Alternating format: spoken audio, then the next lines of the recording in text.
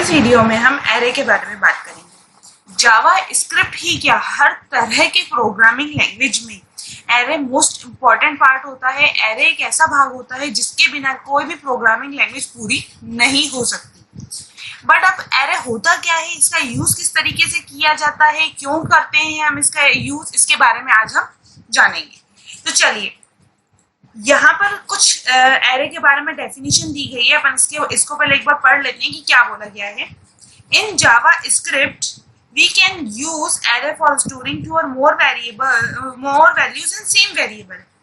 इससे पढ़ने में कुछ ऐसे समझ में आ रहा है, किसी सेम वेरिएबल में, मतलब किसी एक वेरिएबल में दो या दो से ज्यादा वैल्यूज को स्टोर करना, ऐसा कुछ बोला गया है। By declaring any variable as array variable we can increase the value holding capacity of variable।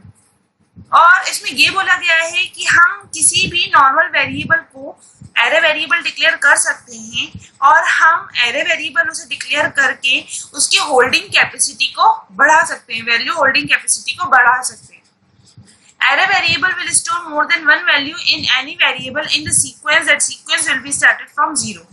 हम एरे वेरिएबल के अंदर दो या दो से ज्यादा वैल्यूज को स्टोर कर सकते हैं, वो भी एक सीक्वेंस में, जिसका सीक्वेंस स्टार्ट होता है जीरो से।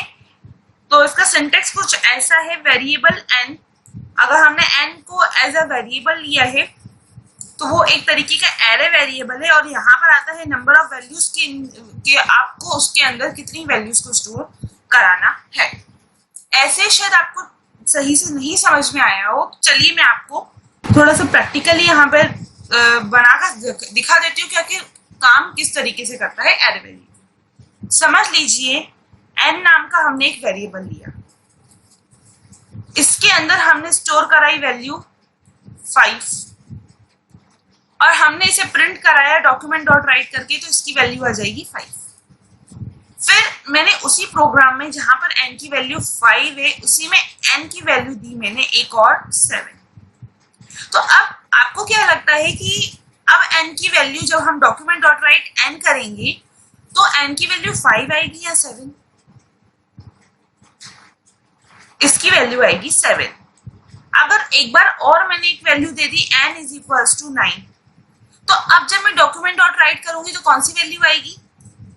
अब n की 3 वैल्यू हो गई, ये वाली आएगी, ये आएगी या ये आएगी? ऑफ कोर्स ये वाली आएगी। ठीक है, तो हम एक वेरिएबल के अंदर एक ही वैल्यू स्टोर कर सकते हैं, ये बात हम लोग जानते हैं।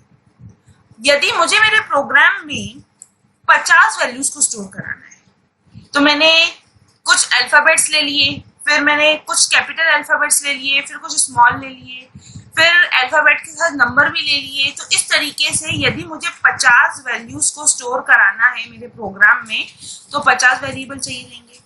यदि मुझे 100 स्टोर कराने हैं तो 100 वेरिएबल्स लेने पड़ेंगे। यदि मुझे 150 वैल्यू स्टोर करनी है तो 150 वेरिएबल लेने पड़ेंगे। मतलब जितनी वैल्यूज उतने वेरिएबल हमें लेने होते हैं। बट अब आप मुझे ये बताइए कि इससे क्या प्रोग्राम की लेंथ बड़ी नहीं हो जाएगी? ऑफ कोर्स इससे प्रोग्राम की लेंथ बड़ी हो जाएगी, तो जो कि हमारे लिए कहीं ना कहीं एक तरीके का प्रॉब्लमेटिक है। तो हम क्या करेंगे, एक n वेरिएबल को एक एरे वेरिएबल डिक्लेयर कर देंगे 50, तो उसके अंदर कितनी वैल्यूज स्टोर हो जाएंगी? 50।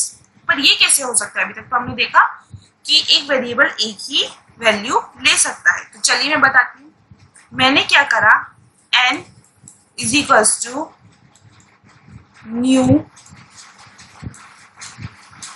एरे कर दिया 5। मैंने कितनी स्टोर करा दी? 5। तो क्या होगा, एरे लिखने से क्या हो जाएगा, हमारे सिस्टम की मेमोरी में n के 5 ब्लॉक बनेंगे, कुछ इस तरीके से, 1 2 3, ये 4 और ये 5, 1 2 3 4 5। अब ब्लॉक का जो सीक्वेंस होता है वो कुछ ऐसा होता है, 0 1 2 3 4। इस तरीके से इसमें ब्लॉक बनते हैं, जिसका सीक्वेंस कहाँ से स्टार्ट होता है? 0 से। जैसे ही हमने एक वैल्यू डाली, वो कहाँ जाएगी? n के 0 वाले ब्लॉक में। समझ लो मैंने 4 लिखा, 4 आ गया। फिर मैंने दूसरी वैल्यू डाली तो हो जाएगी n के 1 वाले ब्लॉक में, जैसे मैंने 3 डाल दिया। अब जब मैंने तीसरी वैल्यू डाली तो n के जाएगी 2 वाले ब्लॉक में, जैसे कि मैंने डाल दिया 7।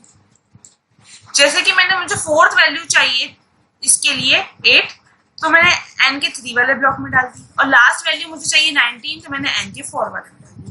तो कुछ इस तरीके से काम करता है हमारा एरे, जिसमें हम किसी एक वेरिएबल के अंदर एक से ज्यादा वैल्यूज को स्टोर कर सकते हैं। n है एक तरीके का नॉर्मल वेरिएबल।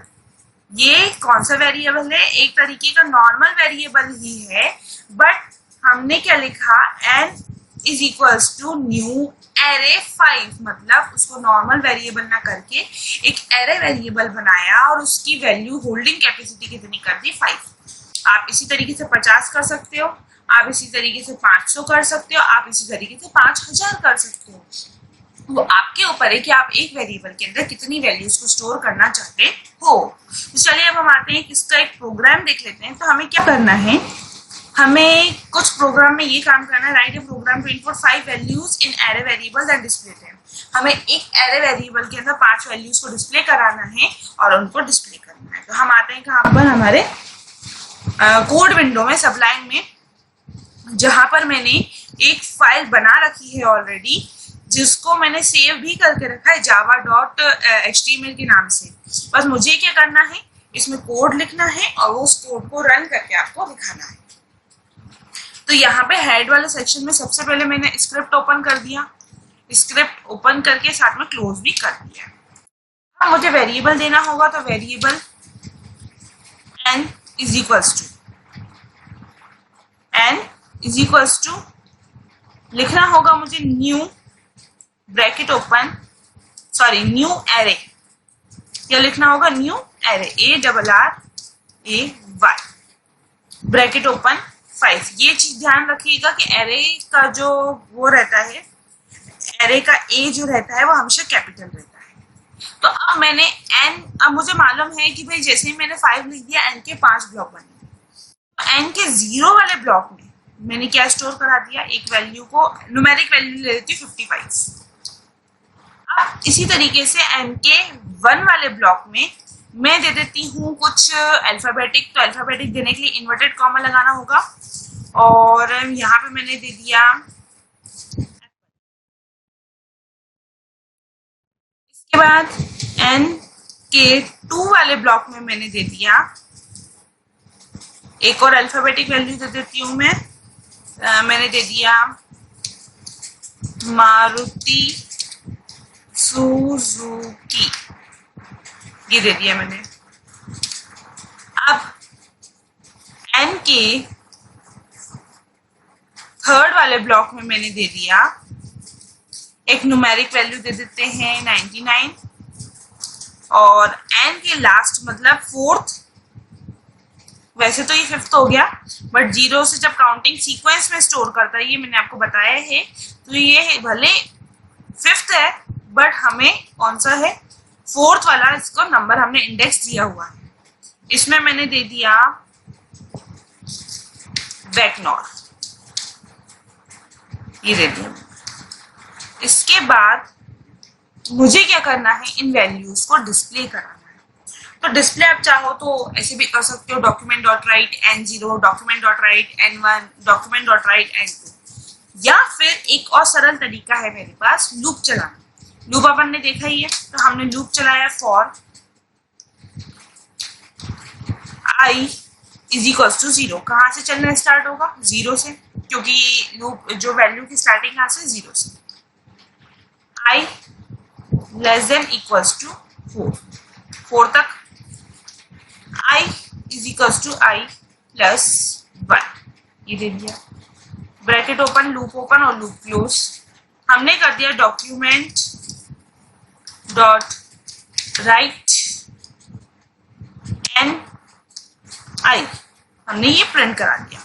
बट यहाँ पर इसका आउटपुट जैसा आप चाहते हो, 1 by 1 लाइन में वैल्यूज प्रिंट हो, किस तरीके से लाइन में, जैसे ये इस वैल्यूज के अकॉर्डिंग बताती हूँ, 4 3 7 8 19, इस तरीके से मैं चाहती हूँ मेरा वाला आउटपुट है।